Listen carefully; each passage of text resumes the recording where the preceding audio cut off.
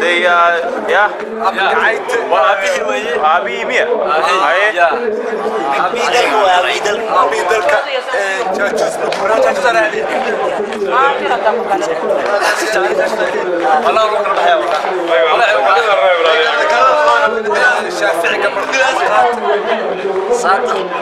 لكن سمعنا تقارب وحرية ها قلنا يردون مليطة قادر اكي نعطي اسمنا ويلكم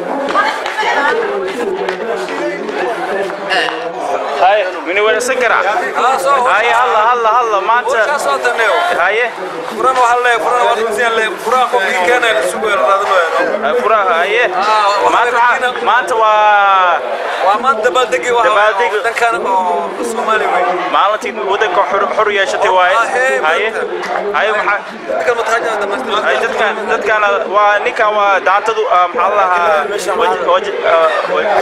waxa waa ciyaarta sameynaysa subdaadi هاي ما سمعك لك دبالدي بقى مقستي هاي افكو بانتو ولا اف جرير ولا كسر هاي افكار قطار مرمك له مثلا قبضك له مش ناو ما هاوين كان اوكي دبالدك سوماليا صح ونيكا لوير كاميا لوير لوير كاي ورنا عليك ورنا لوير الحمد لله هاي سدا كله جاتكن واقع جاتكن لوير سدا اوكي بس جاتكم حلو شيء ما انت waxaan ku jirnaa kuraha Soomaaliya oo xulimada aan qaadanayni هاي ilaa qaadanay maanta dabaaldega ku ilaawata ka toban ku jirnaa maanta waxa xulimada markii aan qaadanay maanta waxaan wadnaa wixii aan ku ciyaari jirnay walaaguna ka dheeri jirnay Soomaaliya bantu Soomaaliya wadna ma situ way يعني عار ولينجا لا اوكي هذيك ayaa ka magac dheer ciyaarta هاي هذيك هذا ciyaar macna oo maanta hadda lagu soo maanta la raadiyo ima هاي طلع ما كاميرا في هذا هاي ciyaarta maanta meesha ku socota aflada ku socoto هاي iday dhaganta Soomaali bantu way هاي wala hadda oo ciyaarta hadda la asaaso ima ciyaartan waa qaraami way waqti way faantin male walaalo صح ما يربنا si deganaashi iyo tartiib iyo ismaqal iyo xiisad ya ayaa jecelna inaan dhiido ciyaarta wanaan dhamaato hadii ilaahay raa laga dhigo been ashay weyne وان شاء الله qornimana Allah nisiyo امين Soomaaliya noolaad وريانيو baanu ma sawir mariyay niyo waxa weeye sharaf bileeyin wadada wanaagsan waxaana la yiri ما شاء الله sanad guuradii ها konton iyo koobaad هاي gobonimada yaa loo dabaaldegaya laakiin anigu dalkii oo dhan waan soo laqay hadda boqoradaas waxay ka gataan raadinay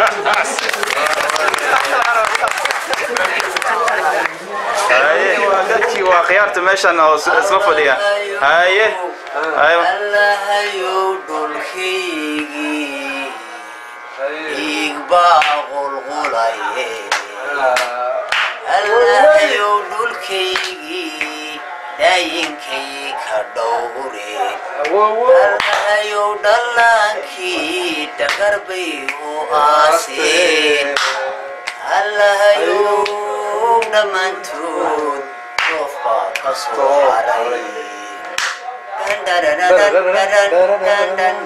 كاسر هو أبوانكي عنك ما شاء الله قاعد توقع هذيك يا أبته انا اني وقت ايا رواد قدم كينيا ورواد waxaan ku keenaynaa nimbar ayaa oo dadka isku diray ilaahay calaaqaad iga walaal saasaan mataliya ما شاء كده الله calaaqaadii هاي bas ka mataliya laakiin Reactor waa kaas Dr. Aadan aniga magacaygu waa aadan هاي caaw u dabaaldegi mayo xornimada Soomaaliya waxaan u baroordiqayaa هاي xornimada doonka Soomaaliya waayo Soomaaliya xor maahan shisheeye ayaa gacanta ku haya ilaahay waxaan ku rajaynaynaa inuu shisheeyaha naga saaro waddankan xor u noqdo آمين ilaahay آمين tawfiiq آمين إن شاء الله Soomaaliya noolaad أنا كان سؤال قلي kan waa tigidhali يا waa kii wadankeena khiyaali يا استخيالي مستر أوكيالة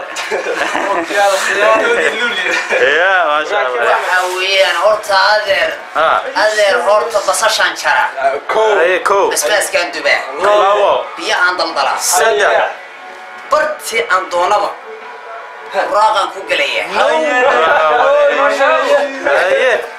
بس كوانا قان هاي بدر كوان هنا baabuurta waan wadaa baabuurta waan gadaa dadweyn taan ku dhacana بارشوت بانوكا. This is Mohammed Abdullahi. I'm here to recite a poem that I wrote about Somalia.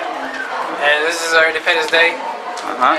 I have no idea how it is. I never knew about this. It's like, it's my second time knowing about this. So when you heard about it? Last year, I believe. But I know I try to look up some stuff, but I don't know.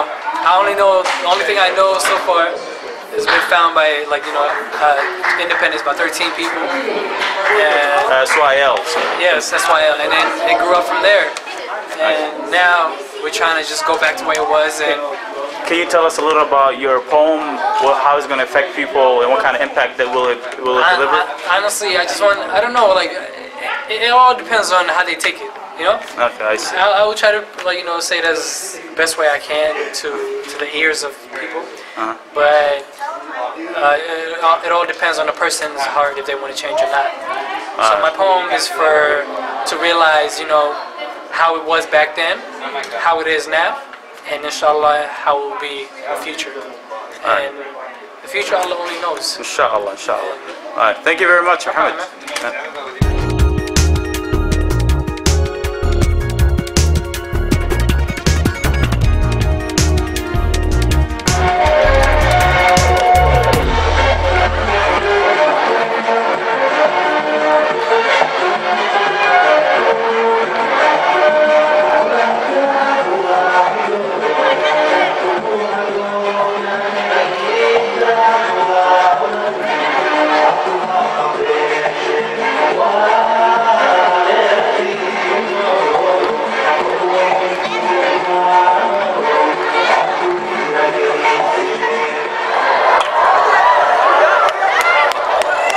cudurkii qabiilka ahaa bay nagu bilaabmay